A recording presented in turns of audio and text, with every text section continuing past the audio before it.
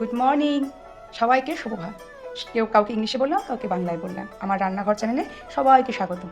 সবাই দেখো আজকে আমি কি রান্না করছি। ঠিক আছে, প্রথমে আমি আজকে মাছের পর্বটা দেখাই, কী কী মাছ আজকে বাজার থেকে এসেছে সেই পর্বটা তোমাদের দেখাই। হ্যাঁ দেখো, এখানে হচ্ছে এটা কাতলা মাছের মাথা না, কিন্তু এটা হচ্ছে রুই মাছের মাথা। ভালো করে এখানে ভালো করে নুনগুলো ঢোকে না, কিন্তু মাথাটাকে ভালো লাগবে না। যখন আমি তরকারিটা বানাবো তখন কিন্তু মাছের মাথাটাও ভেজে নিয়েছি। এবার আমি কী রান্না করবো তোমাদের দেখাবো। ঠিক আছে, আমি কী রান্না করবো দেখো। যে পালং শাকটা নিয়ে আসলাম, এরকম পালং শাকই আনতে বলেছিলাম। ঠিক আছে, এই যে এরকম একটু শীষ হবে, তাহলে ভালো লাগবে খেতে। এই যে পালং শাক, এই যে মূলো, বেগুন ঘরে ফ্রি ছিল, একটা বড় ছিল, সেদিন আমি কেটে ভেজেছি। ফুলকপি দেবো আর একটু মিষ্টি আলু দেবো। আলু তো বাড়িতে আমিই খাই, আর কেউ খায় না। আর এই ধনে পাতাটা কিন্তু মাছে দেবো, ধনে পাতা মিশিয়ে দেবো না, পালং শাকে দেবো না। ধনে পাতা দেবো, টমেটো দেবো, দিয়ে মাছে দেবো, একটু পেঁয়াজ রসুনও দেবো, মানে ভোলা মাছটা। কিন্তু পালং শাক রান্না করতে আমি এটা দেবো, মূলো, পালং শাক, আলু, বেগুন, ফুলকপি। তোমরা সবাই সব কিছু জানো, চেনো, তবু আমি বললাম। এখন আমি পালং শাকটা কেটে নিয়েছি, এখানে একটু ডাটা ছিল, সে ডাটাটা কেটে নিয়েছি। হ্যাঁ, আর শাকটা আমি আলাদা রেখেছি। দুটো যদি আমি একসঙ্গে করাতে দিই, শাকটা আগেই গলে যাবে। ঠিক আছে, শাকটা একটু পরে দেবো। আর ডাটাগুলো আমি, এটা নরম ডাটাই, তবু ডাটা তো আমি আলাদা করে রেখে দিয়েছি। আর এই সবজিগুলো মূলো, বেগুন দিয়েছি, আর এই যে আলু দিয়েছি, কাঁচা লঙ্কা কেটে রেখেছি।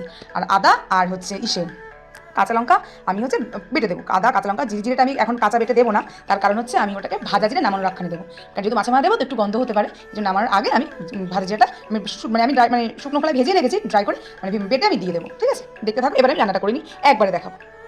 এই দেখো বন্ধুরা, কড়াইতে আমি তেল দিয়ে দিয়েছি। এর মধ্যে আমি দিয়ে দেবো তেজপাতা, দিয়ে দেবো চেরা শুকনো লঙ্কা, আর আমি এখানে ফোড়ন দেবো 5 ফোড়ন। ঠিক আছে, সবজিগুলো আলু, বেগুনটা আমি একটু পরে দেবো। হ্যাঁ, মূলগুলোও দিয়ে দিলাম। বেগুনটা এখন দিলে না গোলে, সেগুলো আমি দিয়ে দেবো। কিছু পরিমাণ হলুদ, 1 টিস্পুন দিলে 2 টিস্পুন দিলেই হবে।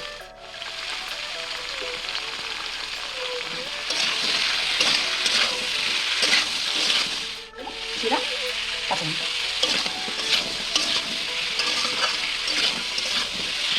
শাকটা কিন্তু আমি এখন দেবো না। যখন শাকটা নরম হয়ে যাবে সবজিটা, তখন আমি শাকটা দেবো। আমি দেখেছি মাথা আগে ভেজে রেখেছি, তারপরে আমি এক এক করে সব কিছু অ্যাড করবো। এবার এটাকে আমি একটু ঢেকে রেখে দেবো।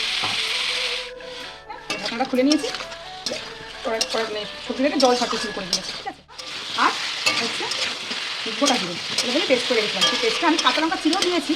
হ্যাঁ, আমি জিরে গোটা জিরে দিলাম, তার কারণে ভাবলাম যে যদি শুধু জিরে দিলে ভালো না লাগে, তাহলে আমি গোটা জিরে এর মধ্যে একটু আমি দিয়ে দিলাম। এবার সেই পেস্টটা আমি এখানে দিয়ে দেবো। সব পরিমাণে দিয়ে দিলাম।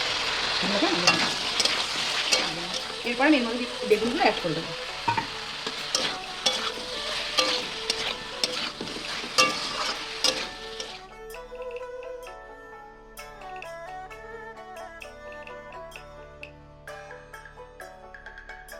শাকগুলো দিয়ে দেবো, প্রায় হয়েই গেছে। শাকগুলো নিয়ে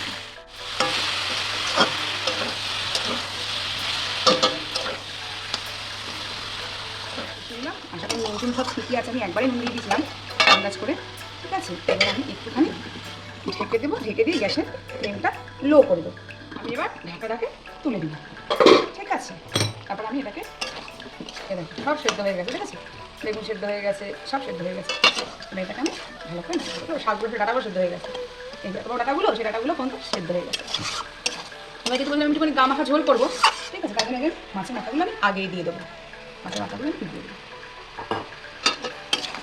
আমি তখন গ্যাসের ফ্লেমটা কিন্তু হাইতেই রেখেছি।